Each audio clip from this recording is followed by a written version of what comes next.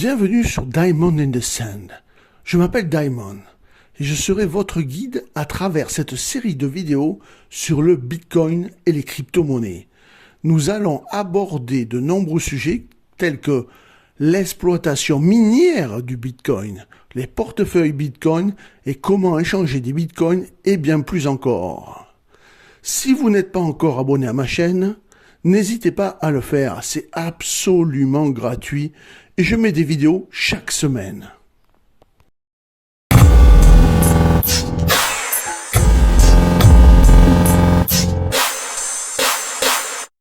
Aujourd'hui, je vais partir à zéro et répondre au troisième terme le plus recherché sur Google.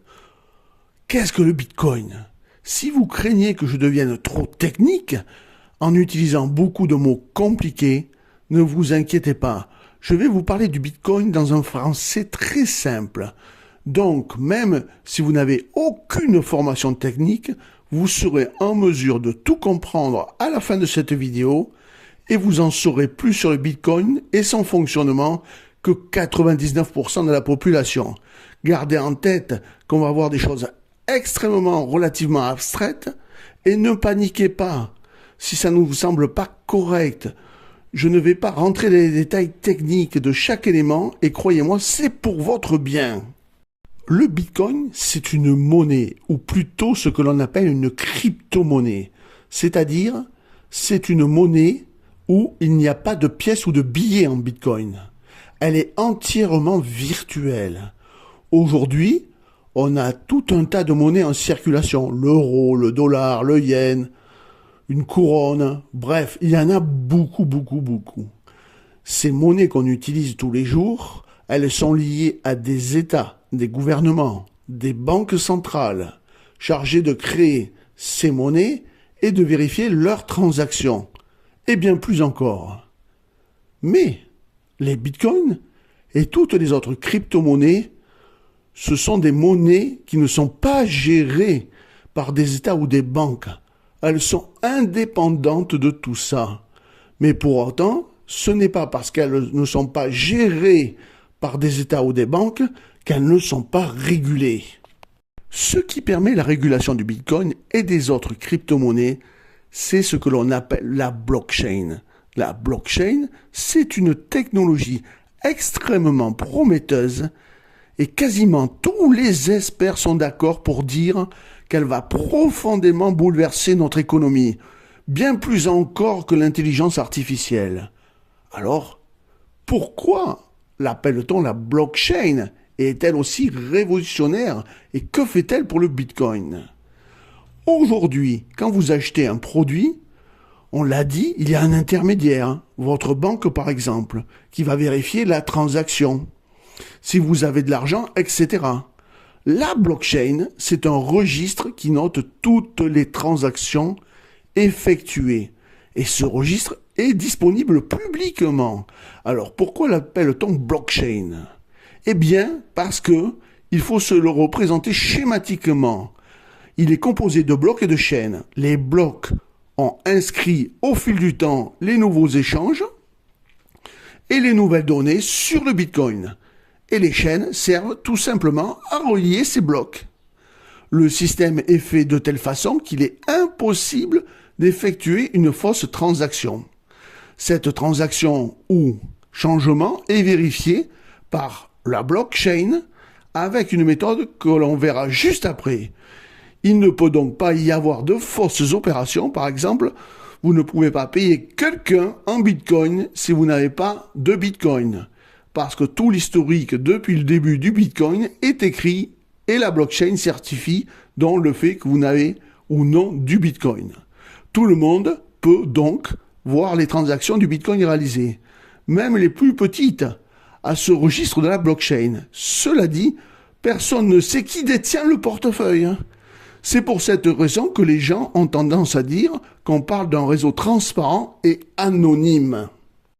Vous avez aimé cette vidéo, et particulièrement celle-là. Eh bien, il est temps alors de me lâcher le super thanks.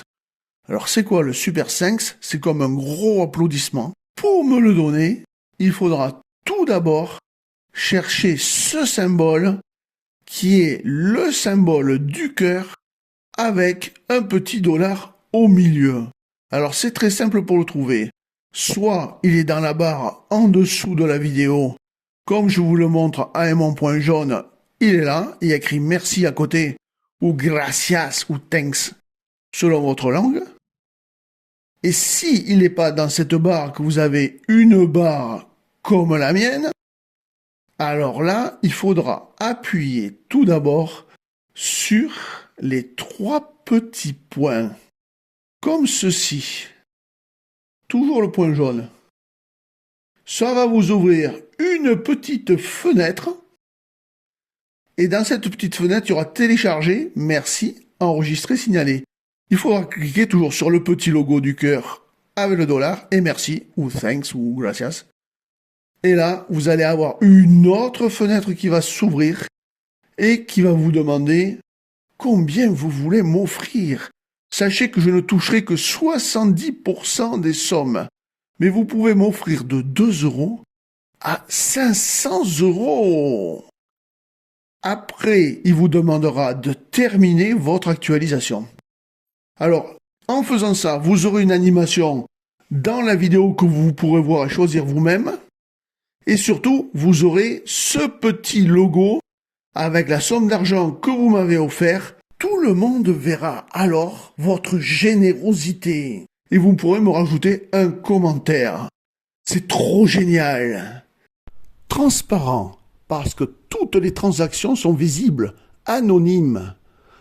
Parce qu'on ne sait pas qui a fait quelle transaction. Le caractère anonyme, c'est aussi ce qui a fait que le Bitcoin ait été utilisé ces dernières années comme un moyen de paiement sur, par exemple, Skill Road, un site internet où vous pouviez acheter de la drogue ou encore des armes. Le site, bien sûr, a été fermé désormais. Pour résumer, dites-vous que la blockchain, c'est un grand registre accessible par tous et mis à jour régulièrement, ce qui permet de s'assurer qu'il n'y a aucune fausse transaction ou opération. Le tout sans avoir besoin d'une banque ou d'un gouvernement. Et le Bitcoin utilise la technologie blockchain. Alors, comment pouvez-vous obtenir des Bitcoins ? C'est très simple. On distingue en général 3 grandes façons d'obtenir des Bitcoins. La première façon, sans doute la plus courante, c'est d'échanger votre argent en euros, par exemple, contre du Bitcoin. Un peu comme si vous échangez des euros contre des dollars ou une autre devise, dans un bureau de change. Aujourd'hui, la valeur du Bitcoin a tout simplement méga explosé. Début janvier 2013, un Bitcoin valait environ 10 €. Aujourd'hui, un Bitcoin vaut entre 63 000 et 65 000 €. Rien qu'hier, il a pris en une seule journée 853,73 €. Moi, je connais une personne, en l'occurrence mon cousin, qui était un grand joueur. Et à l'époque, en 2013, il avait acheté 5 bitcoins pour à peu près 60 $. Parce que lui, il était en dollars. Eh bien, depuis, regardez la plus-value qu'il a faite. Il pourrait même, avec ces 5 bitcoins, s'acheter une maison. Mais il a eu le flair. Moi, je ne l'ai pas eu, je suis passé à côté parce que je suis trop prudent. Je n'y crois pas. Je n'y croyais pas, je n'y crois toujours pas trop. Donc, maintenant, cela dit, je vous rassure, vous n'êtes pas obligé d'acheter un bitcoin entier. Vous pouvez acheter une fraction de bitcoin. La seconde façon de gagner des bitcoins est d'être rémunéré en bitcoin plutôt qu'en devise, en dollars, en euros ou toute autre devise. Donc vous demandez un salaire en bitcoin. Certes, c'est pas la façon la plus développée, mais aujourd'hui, le bitcoin est utilisé comme un moyen de paiement dans certains secteurs en échange de biens ou de services. La troisième façon d'obtenir des bitcoins, c'est peut-être la plus difficile à comprendre, mais sans aucun doute la plus intéressante, c'est que l'on peut miner du bitcoin actuellement. Par exemple, dans certains États, il y a une mine à crypto-monnaie. on y mine des bitcoins et d'autres crypto-monnaies. Alors, qu'est-ce que ça veut dire, miner des bitcoins, et pourquoi est-ce que ça peut vous rapporter des bitcoins? Ne paniquez pas, je vais tout vous expliquer. Je vous ai expliqué que les vérifications des transactions, autrement dit les échanges de bitcoins, n'étaient pas réalisés par une grande institution, ni par une banque centrale par exemple, mais par la communauté avec la blockchain. En réalité, ce ne sont pas des individus qui vont vérifier que chaque transaction est correcte à la main, mais bien des ordinateurs dédiés à cela. Les ordinateurs vérifient en permanence les transactions, consomment énormément d'électricité et coûtent énormément d'argent. Le protocole du Bitcoin, qu'on pourrait voir comme un logiciel ou un script qui définit le fonctionnement du Bitcoin, a été écrit de telle façon que les nouveaux bitcoins qui se sont produits toutes les 10 minutes sont distribués à ceux qui se portent volontaires pour vérifier les transactions de leur ordinateur. Autrement dit, ils minent. Supposons que j'ai un super méga ordinateur hyper puissant, que je veuille aider le réseau Bitcoin. En vérifiant les transactions, j'installe le logiciel officiel nécessaire pour ça sur mon ordinateur. Se mettent à vérifier les transactions du Bitcoin partout dans le monde, autrement dit, mon ordinateur se met à miner. On appelle ça comme ça, c'est du minage. Donc cette vérification des transactions de Bitcoin avec la blockchain dont vous êtes rémunéré en Bitcoin ou plutôt en fractions de Bitcoin. C'est ce qui pousse les gens à vérifier les transactions. C'est comme une sorte de récompense. Si vous voulez, je vous passe les détails techniques, mais le script du Bitcoin est tel que c'est de plus en plus difficile de minuter le Bitcoin. Du coup, pour être plus efficace, possible, les mineurs se rassemblent et créent ce que l'on appelle des pools de mines pour unir leurs forces en quelque sorte. Les bitcoins, c'est donc une crypto-monnaie décentralisée dans le sens où, grâce à la technologie blockchain, il n'y a pas une institution comme une banque centrale qui va vérifier les transactions, mais bien les ordinateurs d'un réseau et les avantages non négligeables. L'absence d'intermédiaires permet de réaliser des transactions a priori plus rapidement. Dites-vous en fait que la blockchain, c'est la technologie et le Bitcoin, en fait, c'est une manière parmi tant d'autres d'utiliser cette technologie blockchain de la même façon que les mails seraient une manière parmi tant d'autres d'utiliser Internet, les altcoins. Autres crypto-monnaies, ce sont des nouvelles monnaies, mais vous pouvez aussi les voir comme une nouvelle façon d'utiliser cette technologie blockchain. Ces nouvelles monnaies veulent répondre à divers problèmes et ont parfois un fonctionnement différent. Alors, les bitcoins et les altcoins vont-elles remplacer les monnaies traditionnelles? Eh bien, pour le moment, c'est très peu probable. Et d'ailleurs, certains considèrent que c'est impossible, puisque ces crypto-monnaies fluctuent beaucoup trop d'un jour à l'autre. Comme on l'a vu tout à l'heure, elles seraient donc trop instables pour pouvoir utiliser dans la vie de tous les jours. Évidemment, d'autres pensent que les crypto-monnaies, c'est l'avenir, parce qu'elles sont plus sécurisées et plus efficaces. Pourquoi plus efficaces? Parce que les transactions sont plus rapides.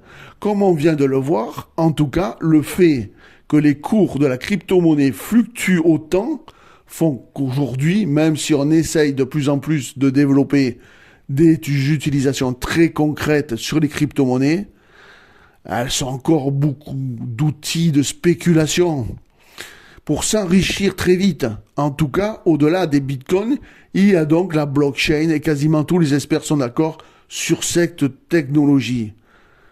Quoi qu'il en soit, va résister et bouleverser notre économie. C'est tout pour cette vidéo. J'espère qu'elle vous aura plu et vous aura permis d'y voir plus clair. Bien sûr, c'est une vidéo d'introduction. On pourrait dire beaucoup de choses, Mais l'idée, c'était vraiment d'avoir les bases sur le Bitcoin. Je vous dis à tout de suite et regarde la suite. Et oui les amis, je suis sûr que vous aimez les crypto-monnaies, mais vous aimez sûrement encore plus les monnaies sonnantes et trébuchantes comme l'euro. Alors je vous invite à acheter un de mes livres, voire même tous mes livres, collectionnez les euros par pays. France, Espagne, Allemagne pour le moment. Et si vous aimez les trésors et les anecdotes historiques, pourquoi ne pas aussi acheter mes livres sur les recherches de trésors qui n'ont pas encore été trouvés? Que du bonheur à petit prix. Si vous avez aimé ma vidéo, n'hésitez pas à la partager sur les réseaux sociaux. Un petit pouce bleu, ça fait toujours plaisir. Un abonnement, c'est gratuit et ça fait encore plus plaisir.